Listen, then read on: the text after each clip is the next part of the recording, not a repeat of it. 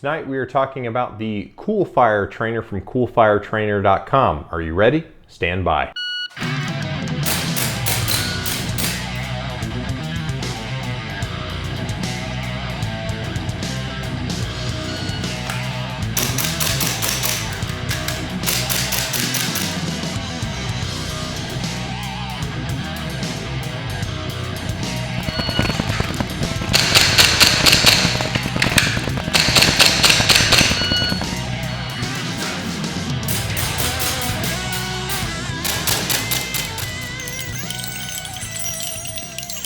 Welcome back to the channel, guys. If you're new here, please go ahead and subscribe. Hit that like button if you find value in this video at any point.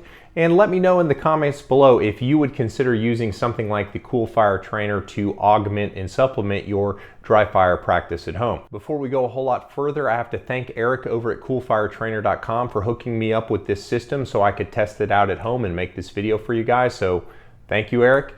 And let's jump right in. So what the CoolFire Trainer is it is a CO2 piston and tank that you replace your barrel and recoil spring with, and it turns your gun into a recoiling machine. So how that works is you take the CoolFire unit, which is basically a tank that replaces your barrel.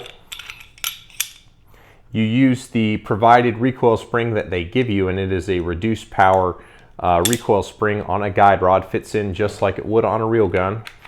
Put your slide back on, and then you have a pistol that will actually recoil based on compressed air. And the benefit of that is that it actually hits you in the hand hard enough to where you feel like you need to put a real grip on the pistol.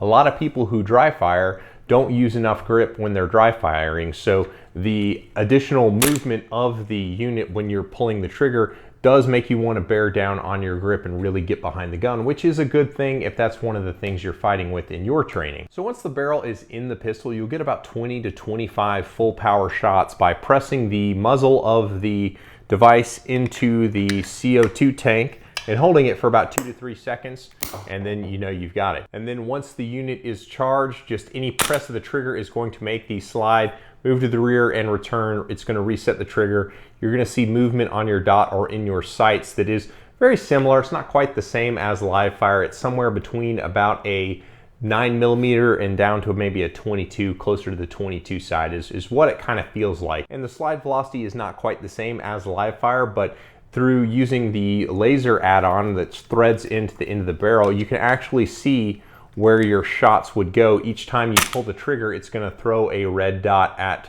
the target that you have. And they provide you, if you go for the laser, with some of these reflective targets that make it very easy to see, but the USPSA dry fire targets I use picked it up just fine. And if you do go this route, yes, you can train your marksmanship at home, but if you want to work from your holster, you need to make sure that your holster body can accommodate like a threaded barrel or has an open bottom, because your holster will not fit this unit in it if it has a closed bottom. So as I discussed, the unit recoils about like somewhere between a 22 and a 9mm. It does make you want to grip the pistol harder when you're using the unit, and it makes it obvious if you use things like dry hands or any other grip enhancer, which I would honestly recommend if you're shooting competitively, that you use it in your practice session. It is very high quality, as you can imagine, something that commands a price. At this price point you would expect high quality, and it certainly delivers.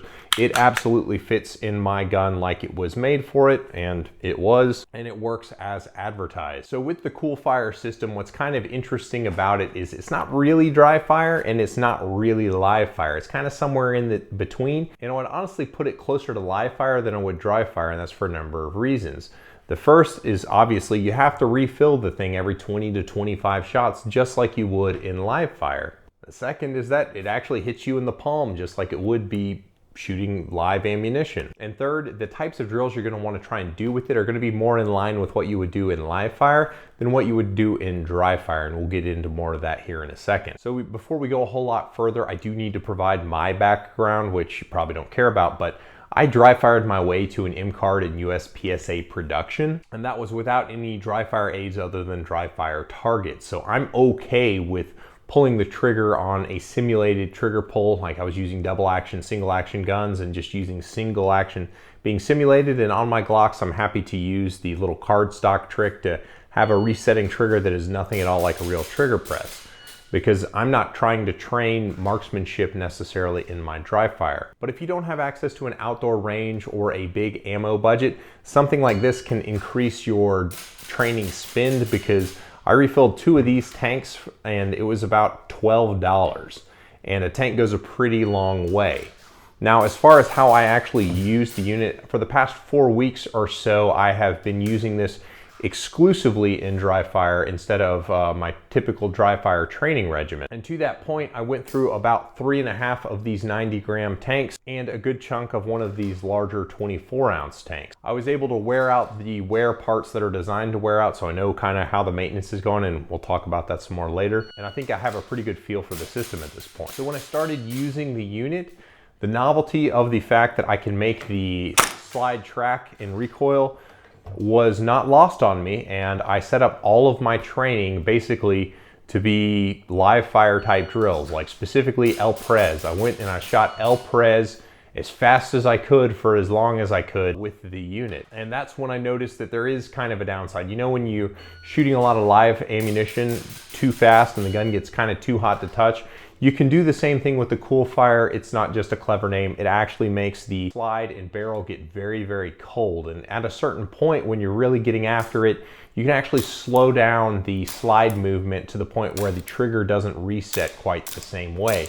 And that's probably after, I don't know, 10 or so minutes of just really getting after it and just rapid dry fire. But I will say, when I wasn't just standing there ripping El Prez, the unit kept up with my training schedule no problem. When I was actually doing practical drills that involved movement and not just, you know, 1, 2, 3, 4, 5, 6, reload, 1, 2, 3, 4, 5, 6, it had no problem. It was only when I got after it real hard would the slide have issues returning to battery. And sometimes I could even see like little snowflakes or frost come out of the barrel, which was kind of neat. So the recoil absolutely makes you want to bear down on the grip of the pistol, which is one of the biggest advantages of the CoolFire system, is it forces you to grip that pistol like you would a real pistol. Now, the dot movement or iron sight movement is not going to be quite exactly the same as it would be live ammunition, and the movement arc is not quite the same either, but it is significantly better than having them not move at all, and I think it could go a long way towards helping you learn how to call your shot. And kind of the downside that sort of comes with a system like this is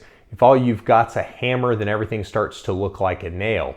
So as I discussed when I just got there and started ripping out my El Prezes, you're going to choose drills that are very similar to your live fire. And while that is good and useful, what is perhaps better and more useful is to be able to distill things down into their micro elements and work on drills that polish up some of the more nuanced bits of your technique.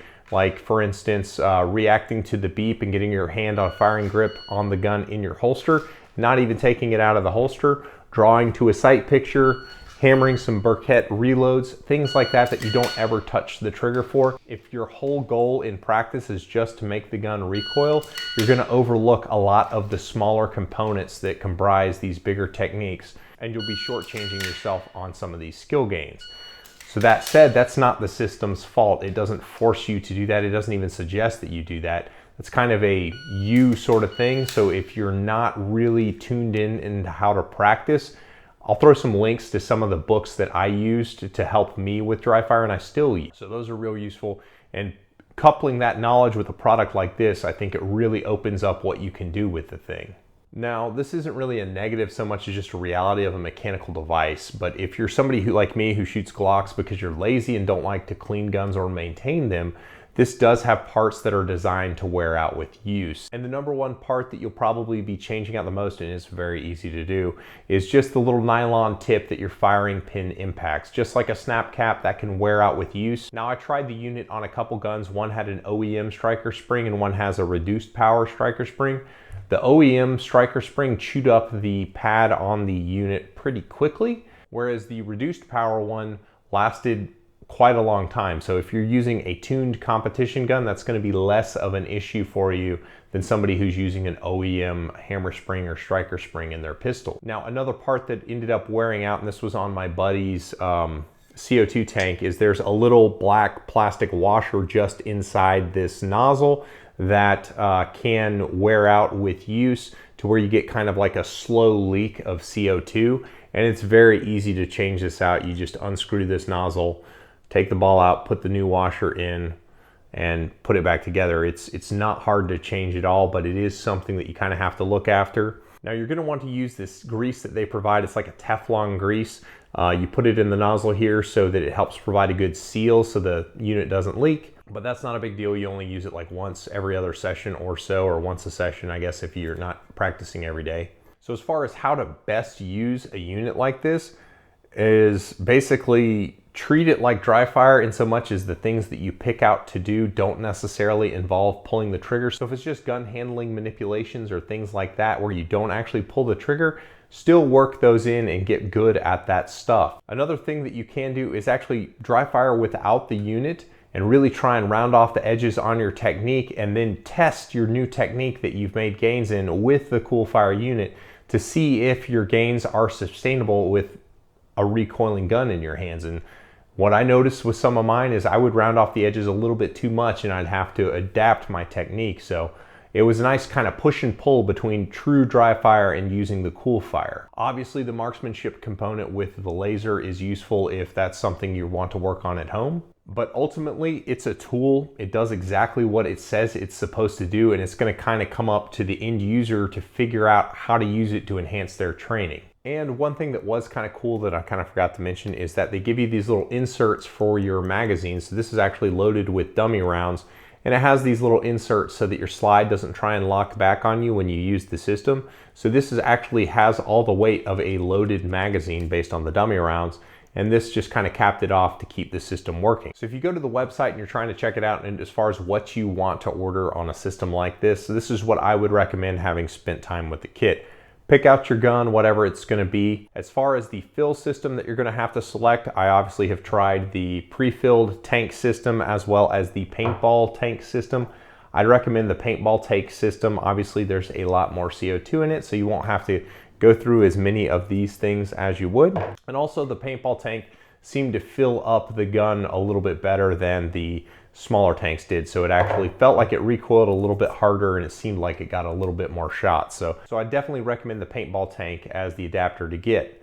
And they sell the tanks for a reasonable price right there on the website, or you can get them through Prime.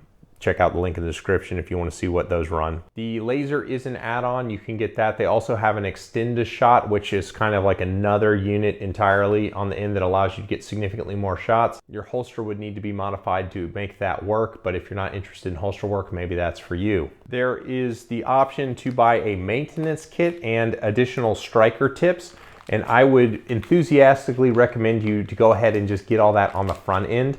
I might get a couple packs of the replacement striker tips just so you don't have to go back and get more later. So as far as my opinion of the CoolFire system, I think it's a useful training tool. I can certainly see a place for it in somebody who takes practical shooting seriously's training regimen.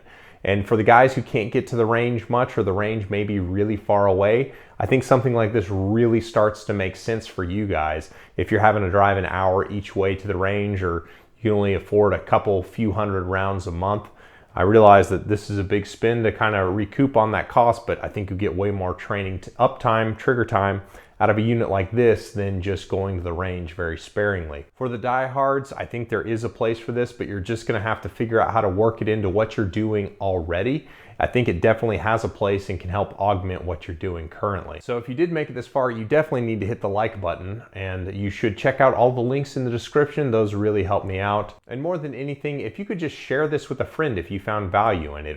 Word of mouth is the best way to help my channel grow. So if you could just share this with a friend or a Facebook group or anybody you talk to about practical shooting, I would certainly appreciate it. It is the best way that I can grow the channel. But that's what I got for you guys. I will catch you on the next one. In the meantime, take care, guys.